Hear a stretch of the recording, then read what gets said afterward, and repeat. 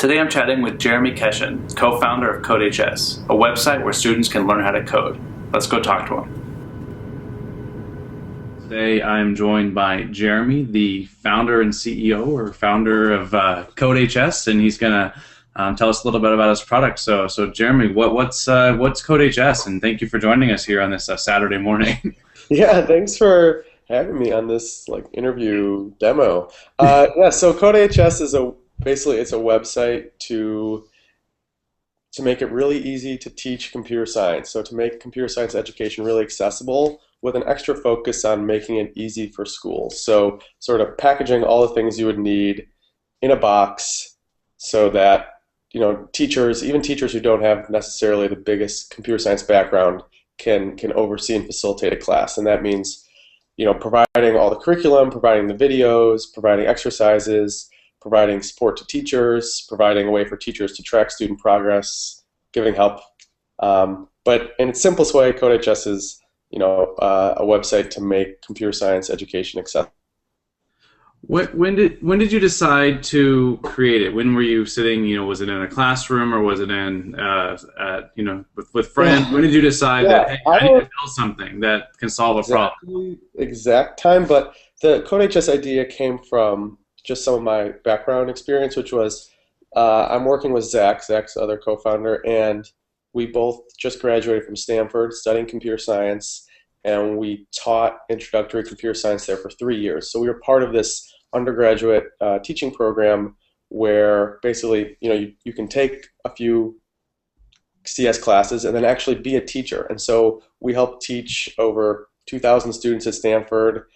Last year we were the head TAs of their 2 biggest classes, and so I lectured the largest class in the history of Stanford. Wow. That was a class that actually the only other guest lecturer was Mark Zuckerberg, which was a fun thing. But we were really involved with the teaching program at Stanford, and it was really fun. We learned a lot, and what's really interesting there is that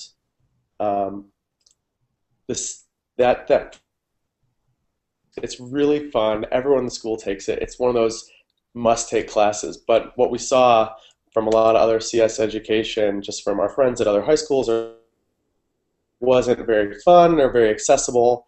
And so the idea for CodeHS is, can we take what we learned about how to teach beginners and make something online that's, easier for high schoolers to use?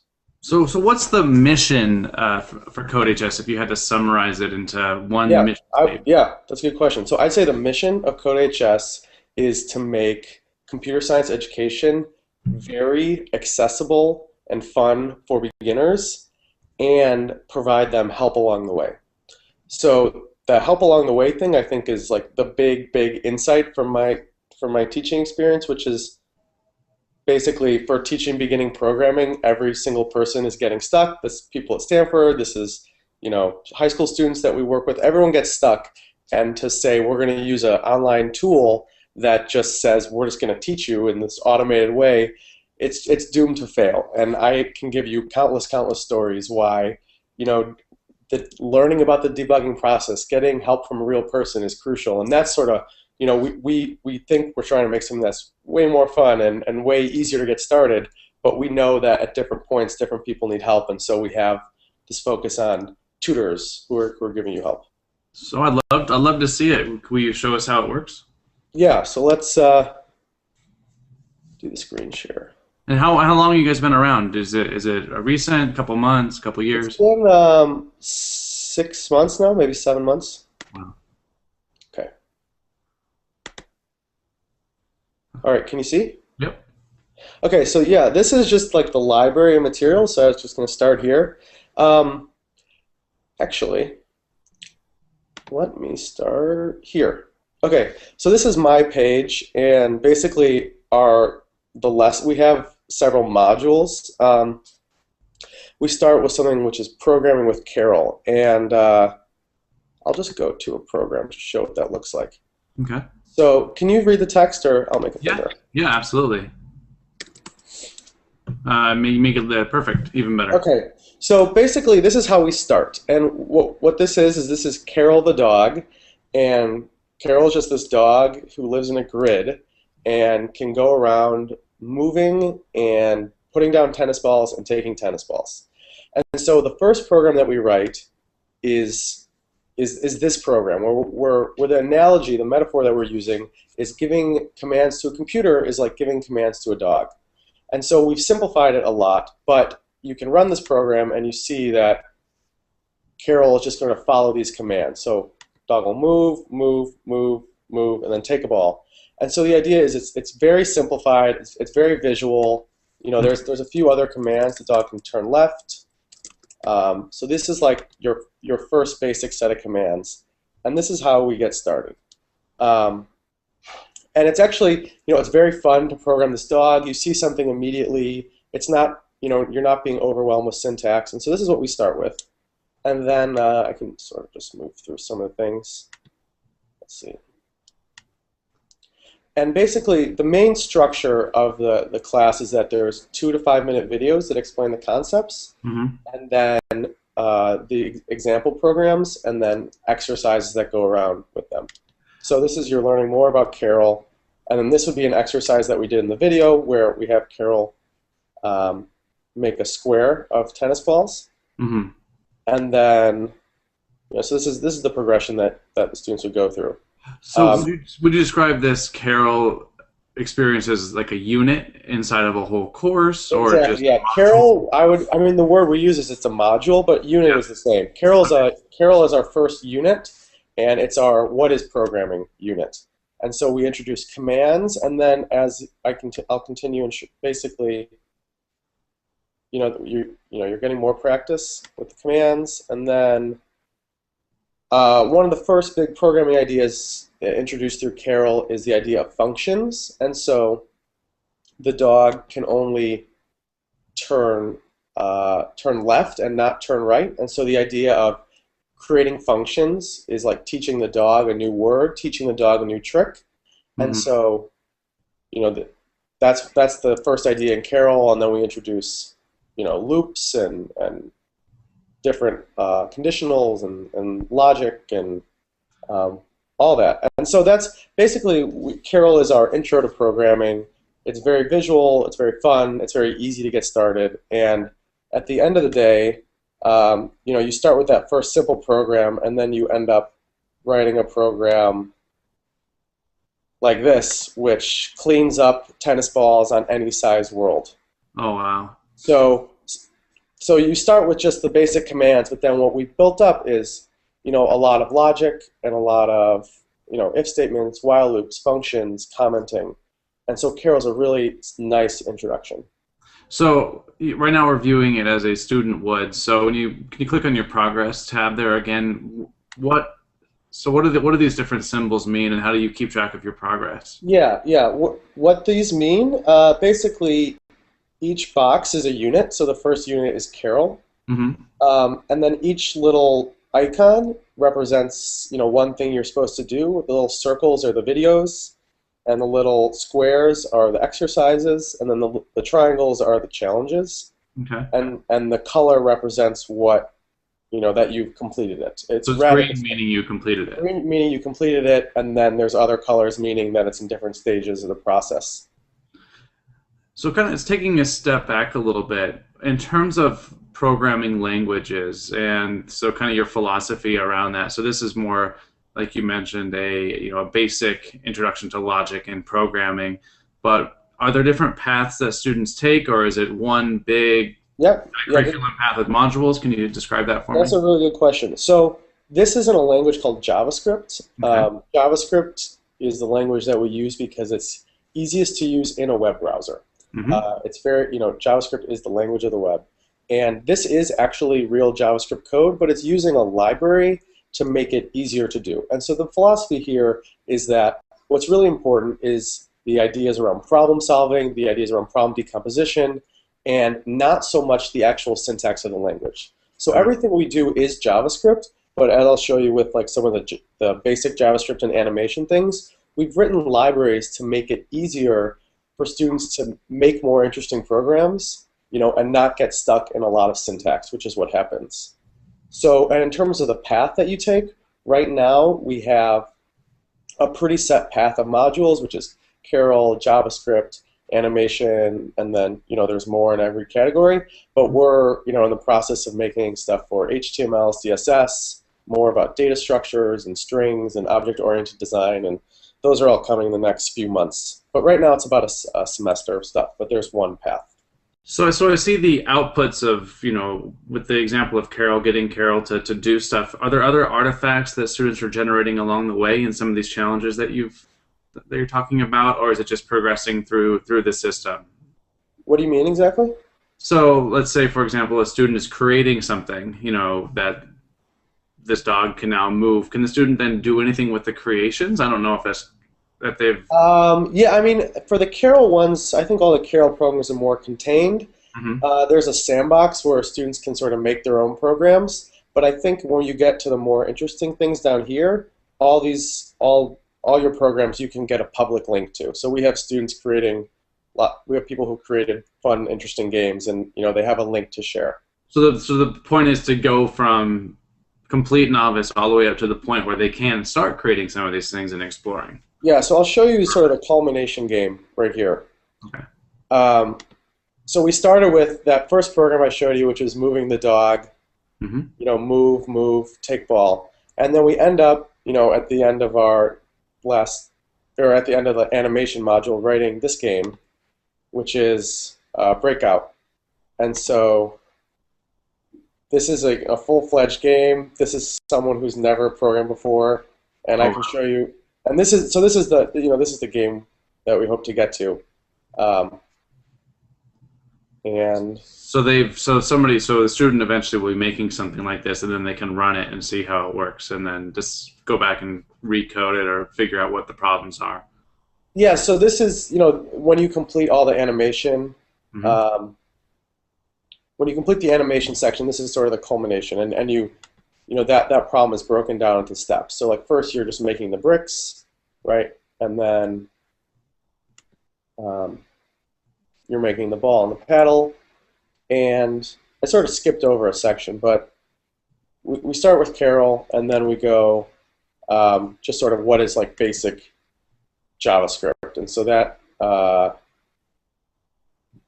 what that looks like is just introducing animations or introducing graphics and sort of variables. So what we're looking at right now is all of the different modules you have kind of stacked up in order of difficulty and how they build upon each other, right? Yeah, so this is just for basic JavaScript, and so the first thing you'll do with that is, for example, printing something to the screen. Mm-hmm. We're saying print out hello world, and so that's this first program, right? Of this section. Okay. And then that's building up. Everything sort of builds on top of each other, and then there's a lot of everything gets more interesting when you can get user interaction and all these things. So can you describe some of the ways the teachers are currently using it? Is there a certain age group that you've seen it be more successful with? Is this, mentioned CodeHS, so I'm guessing high school only, or? Yeah, that's a really good question. So we have it being used in a lot of situations in a lot of different ways, but there is a more common situation. So it's mostly for high school, but we do have it being used actually in an elementary school. We have it used being in a middle school. We have it being used in a middle school. We have it used by a lot of college age or adults online, but mainly in high school. And there's a few ways that it's used. One way is that there's a teacher who has some programming background and is using this as their materials, and we have that in a few places. One thing we have is there's a teacher who doesn't know how to program but is learning with CodeHS and overseeing all the students, and we're supporting the teacher. Has that worked out? The ability to kind of learn alongside, so as teacher can. Yeah, so we have actually. I don't know how. Yep, we actually have a lot of examples of that. We have a teacher. We have an 8th grade English teacher in Tampa, Florida, who's doing this. We have a teacher in Ohio who teaches entrepreneurship who's doing this. We have a teacher in Texas running this, as a component of his three of his different classes. Um, we have a teacher here. We have a teacher in East Palo Alto who is an English teacher and learning along with the students, and so that's a common situation that we have. And then another situation is where the teacher is really not going to learn at all, and all the stuff is handled remotely. I think it's a better situation when the teacher is sort of excited about it, and there's the first line of defense for the students. But we sort of have all those different cases. Does that hopefully answer that question? Yeah, absolutely. Is there a suggested size, class size? So let's say no more than 30 students at a time with one teacher. It becomes too much for a teacher to manage. That's a good question. It really depends a lot on the teacher and their comfort level. I'd say for any teacher, with maybe a limited starting background, maybe 15. If you have more experience or have worked ahead and are pretty comfortable, maybe 20, 25. Mm-hmm. But I think for one teacher, 15 is a good number. That's a lot. But it's similar to another. I think you'd say like around 20 is it's a lot of students all at once. Right. But it depends on the comfort level of the teacher. So right now we're looking at the program from the student's point of view. Could we switch over possibly to the teacher's point of view and kind of describe how a teacher might manage a class of students working on something like this? Yes, exactly. So this is my sort of teacher page, and I can see all the classes that are on the site. But a teacher might see something more like this. So this is actually a class that's running at an elementary school, and what I'm seeing here is all the recent submissions and questions that are actually live on the site, and then I can get an overview of the progress of all the students. So right now we're looking at all the students or just a single student? So right now we're looking at all the students in the class and their progress. Broken up by group. So this is, yeah, so her and then Daniel, and okay, I see. And then this is like the roster of the class. So there's 2 teachers. Mm-hmm. We're here, and then there's 19 students in this class. And we've seen that a lot of students forget their password, so we make it easy for a teacher to change a student's password. And then students can join a class with this class code. Oh, nice. So yeah, we're really, we've been doing this with a lot of teachers now, and are really trying to be sensitive and make it easier for the teacher, because we know that not all teachers like using technology, and so to make this experience good. So this is all the people in the class. This is where everyone is at, and then this is sort of what's happening now, and I can see all the questions that have come in and all the submissions that are in right now. So you mentioned tutors and having tutors at CodeHS that work with the students and or the teachers. How does that work, and when can students reach out to a tutor? Yeah, that's a good question. So in terms of how that works for us, this is like what a tutor would see. It's like these are all the tutors on the site, and but mainly what happens is if we go to a program like this, so I actually don't even know what we're going to be looking at right now. This is a program that Daniel is working on called Snake, and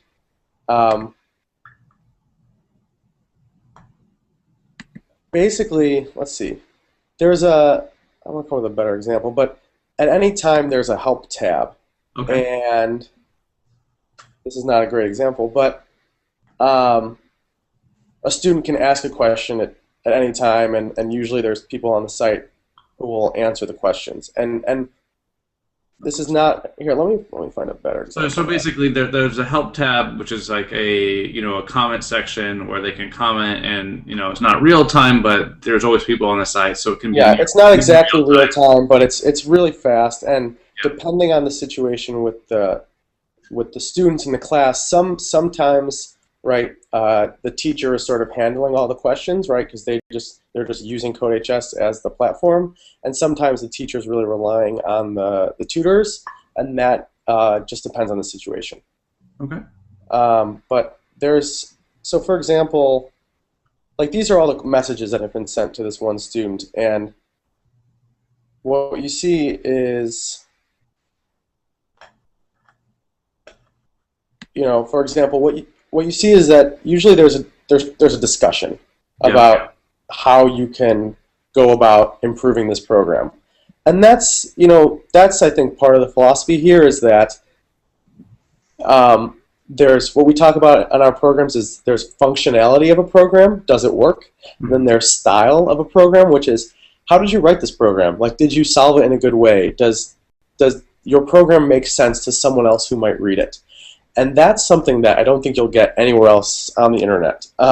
And that's if you talk to people who are in industry, or if you talk about, just the idea of learning problem solving with computers, it's very different to just say this works and to say, hey, what does it mean to solve this in a good way?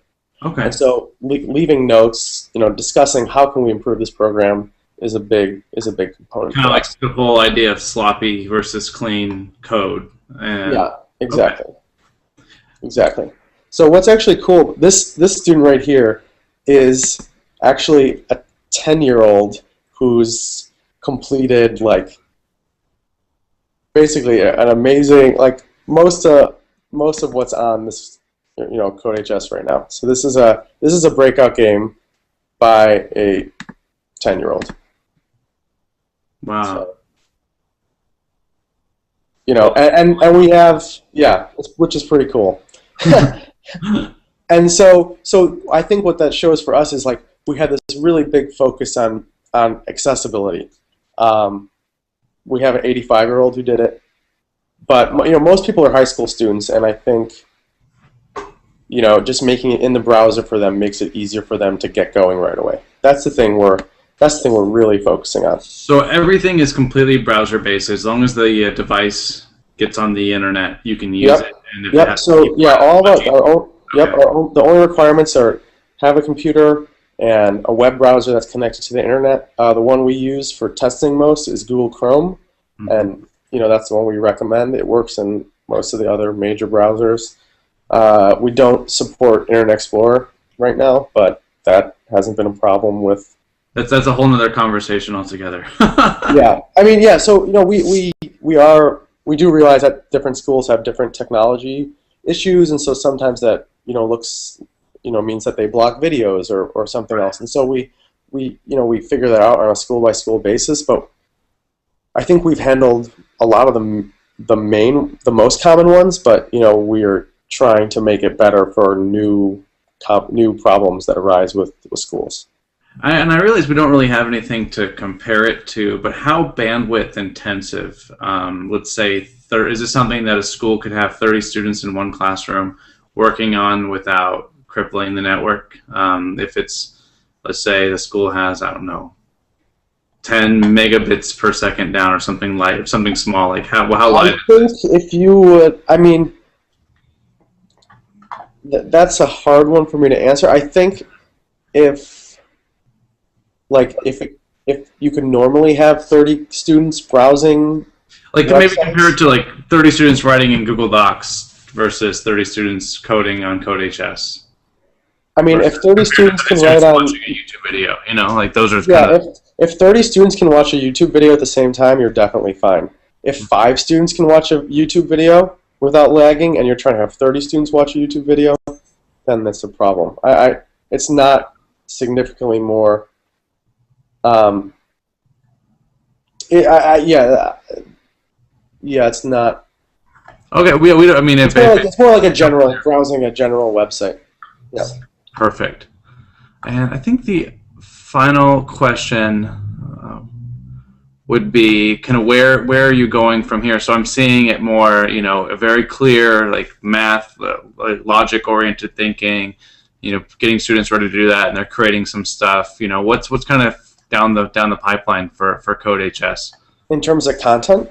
Or whatever you want to share, if you want to share anything. Yeah, what's in the pipeline? I think we have a good amount of beginning content, but we have a lot of ideas of things we want to, people want to do HTML or CSS. People, we want to do more with some other topics like data structures and object-oriented design and JavaScript and game design, and those are some things in terms of content. What else? I think we want to make it easier for students to make things that they think are really interesting and fun. And so that's what we're trying to do with these libraries that we're providing. So we have ideas for writing, networked games, or providing components that make it easier to So you have a strong path vertically, but maybe thinking about adding some stuff horizontally, like other options at different levels that the students might be able to do. What do you mean exactly? So like you have a full-on course taking the student from a beginner to somebody who can create a full-on breakout game, but then maybe adding different games that they might be able to create other than a breakout game. Yeah. So we have. I think we want to teach the fundamentals here, and then like encourage people to be creative and come. And so there's like a whole sandbox where students will make whatever is interesting to them, and I think we want to encourage that. Some of the programs are just like draw. Now that you've learned how to draw objects on the screen, come up with a cool drawing. Something. Trying to have both a creative component as well as like a logical thinking component. Awesome. And final question would be, should every student learn how to code, and why? Yeah. Should I switch off the screen share? Yeah, feel free. Yeah. I think you just click on it again. There you go. Yeah, so that's a good question. I mean, my opinion is yes, every student should learn to code, but I think it's not for the reasons that you'd think. The mission of CodeHS is not to make everyone a programmer. I think what we think now is that students, teachers, people who, when they work, when they communicate, when they're studying, everyone's using computers for everything. And an important part of being a digital citizen, an important part of digital literacy is understanding how things work, not just sort of being a mass consumer of computers. But what I say when I define computer science in terms of CodeHS, I say that it's problem solving with computers and learning how to take a big problem, break it down into smaller problems, how to come up with the explicit instructions. These sorts of problem solving skills apply in every field, and programming, for example, right now it applies in any field you might go into. It's not going to be your primary thing, but it's possible that it will supplement something you do in medicine or material science or you name it. And there's also, you could be a programmer, but I think the general appeal to students and teachers is you're using computers all the time. There's so much you can do with them, but it's so important now to understand that they're just a part of the world we live in, and how can we teach, what I say, problem-solving skills with computers. So that's I think the biggest reason for us. Yeah, I would probably tend to agree with that. Actually, and for me though, it's like also you can make very cool things. You have an idea, you can make that project. You're not limited, by so many tools. Yeah, so that's viewing the world from a maker's perspective, I think that's definitely. That for me. That's why I got interested. Yeah, cool. Well, thank you so much for sharing CodeHS with us, and best of luck. And hopefully this answered some questions and was helpful. And if anyone else has follow-up questions, we'd be happy to answer. Yeah, and how can people get a hold of you if they want to learn more to connect with CodeHS? What's the best way? Our email is just team@codehs.com, and all of our contact info is on the website. And cool. Yeah. Well, thank you so much, Jeremy. Thanks. Yeah.